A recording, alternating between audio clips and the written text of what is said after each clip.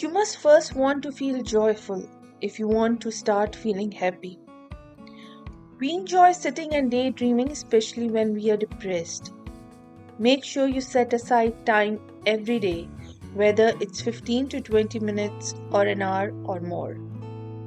Spend some time letting your mind rest from the tensions of the day. You will fail if you expect to fail. However, if you expect to succeed, you will succeed. Psychologists and medical professionals concur that worrying actually shortens life and harms the body. Prior going to bed, we must decompress. Hi, and welcome to my channel. Today we will be doing some motivational talks on the lesson learned from my life. Mostly the hard way, but I think I am blessed, as Allah never burdens a soul more than it can bear. I was assured that I could bear the pain I was feeling because He told me I could. God does not burden any soul with more than it can bear. Al-Quran. Today I'll be discussing a novel written by normal Vincent Peale, The Power of Positive Thinking. This book also has played a great role in transforming my way of tackling issues and staying positive.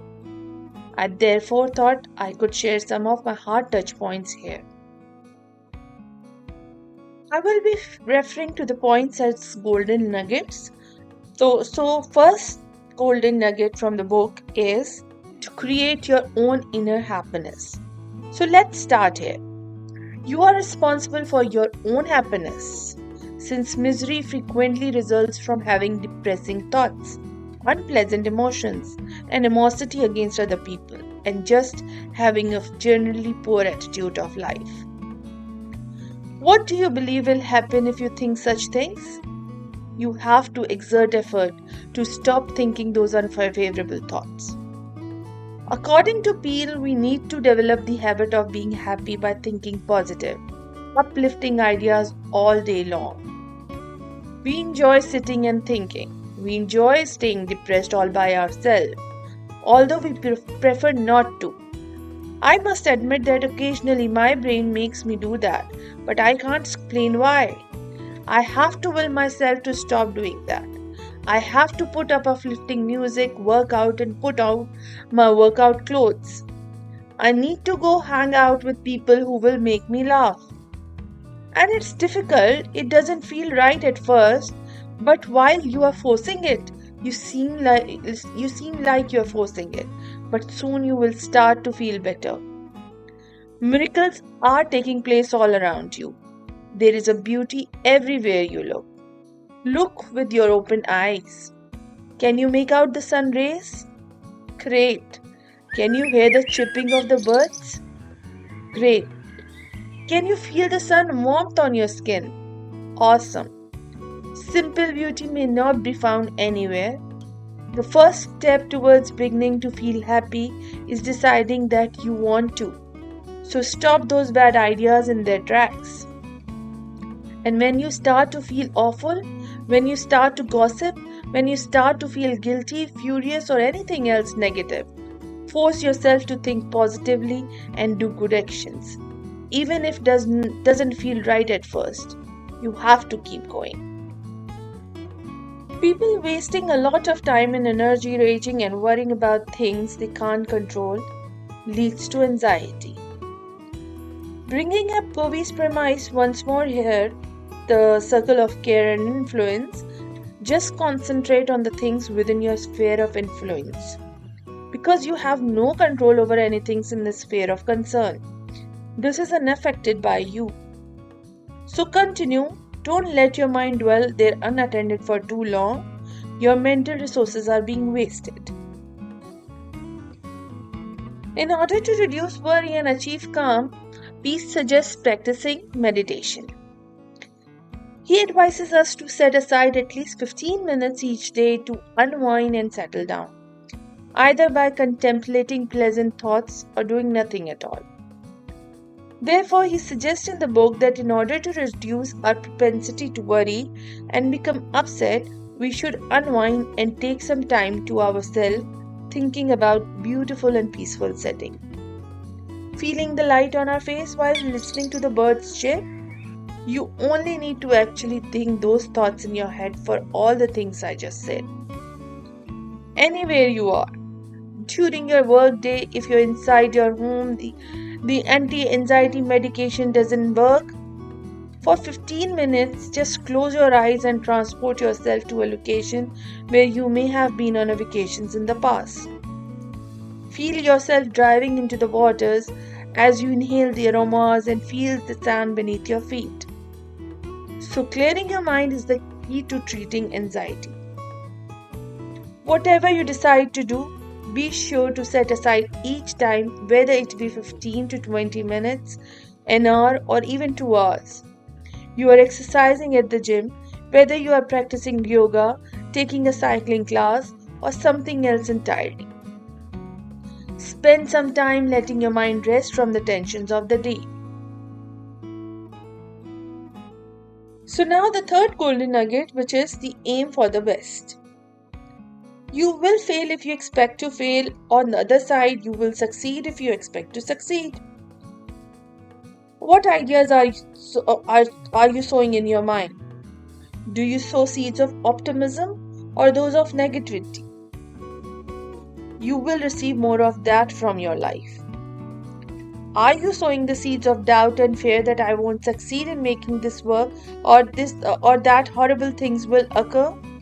If you sow those seeds, what can you expect to grow? More of that? So start concentrating on the good. Start concentrating on positive aspect of situation. And when they don't, you will say, there's a lesson for me. Because life happens to me, not the other way around. Therefore, everything that occurs is intended to teach me a lesson. This is a setup rather than a setback. This terrible incident occurred for a reason. I will take what I can from it. I am going to improve. Peale's golden nugget was not to worry. He's correct here too, as both psychologists and medical professionals believe that worrying actually shortens life. Additionally, it harms your body too. Before going to sleep, we must declutter our minds, and we need to imagine our worries flowing out of our body like water off a glass. I created goals to replace my worry with hope. I came up with 3 objectives. One was related to money, one to health, and one to career. What I intended to do with my life, something I used to worry about a lot when I was going through those circumstances.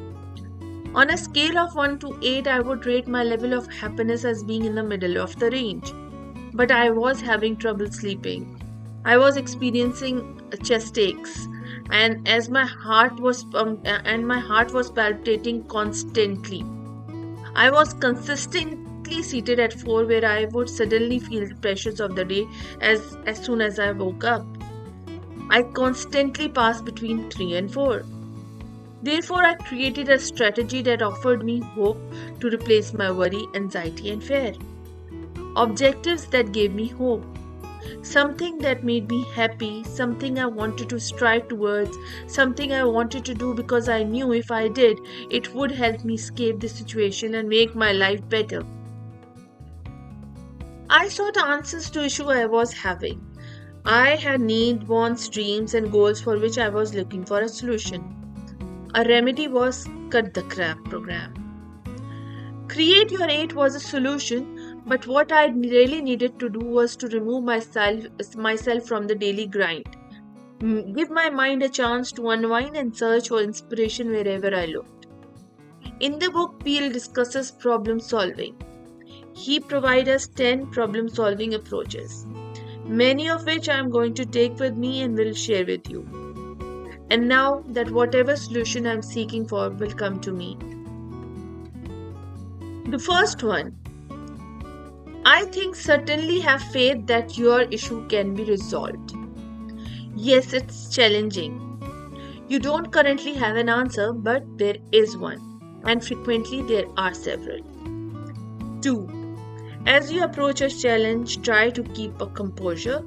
Thus, resist the need to panic or to become irate and complain that you don't understand something. You must maintain your composure and believe that a solution will eventually be found. The third rule is to avoid pressuring people for an example. For example, refrain from saying things like, "Oh my god, I need an answer by Saturday at noon. If I don't get it by Saturday at noon, then it's too late." You can't always push something.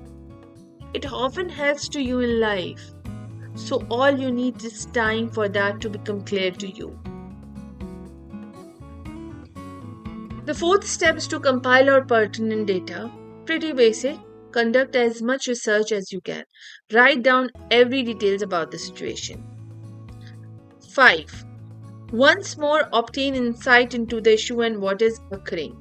Clarity about the issue is necessary so that you can determine the solutions required to address it. 6. Take some time to pray about the problem you are facing. Listen, it's okay if you are praying about it, even if it's not, you might be thinking about it. Always set aside time to consider it. Take some time to reflect when you are out wandering in the natural world. However, when you take a break from the pressures, worries, and activities of the day, give yourself time to consider solution. 7th, and the most important as a Muslim, have faith in the promise of Allah and ask Allah for the wisdom on it. Once more, if you consider that to have a religious component that will speak to you. Utilize your innate instinct and understanding is number 8. There are some things we know we should be doing and some things we know we shouldn't be. You must therefore learn to listen yourself, but this takes time. Does take time, requires patience, and requires some maturity before you can recognize your greatest strength. Sometimes you're doing something just to make a living, just because it's my job, it's my career, it's what I believe I'm great at. However, you also possess additional talent that you may not be using it, but you should. Attend religious services whenever you can. Listen quietly and let your subconscious take care of the issue.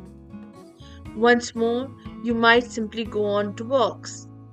I adore taking walks, period. I listen to some music and give myself permission to ponder. Pretty basic. 10th, the correct response is the one that arises in your mind or actually occurs. I simply allowed my thought to come to me, and every time I had an inspired notion, I recorded it on my phone. I just scribbled it down after getting my phone out and taking out the notebook.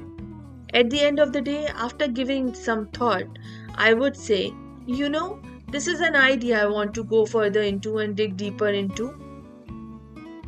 However, to deal with heartache, the 6th and the last golden nugget is on how to deal with grief. Everyone goes through heartbreak at some point in their lives, and it's difficult. According to Peale, in order to overcome heartache, we must actively avoid experiencing it by being occupied. So whether you recently ended a relationship, are getting a divorce from your spouse, broke up with your girlfriend or a boyfriend, if you just lost a loved one, if a loved one passed away, friend, a family member, doesn't matter who it is, he says that in order for you to get through it, you need to stay busy.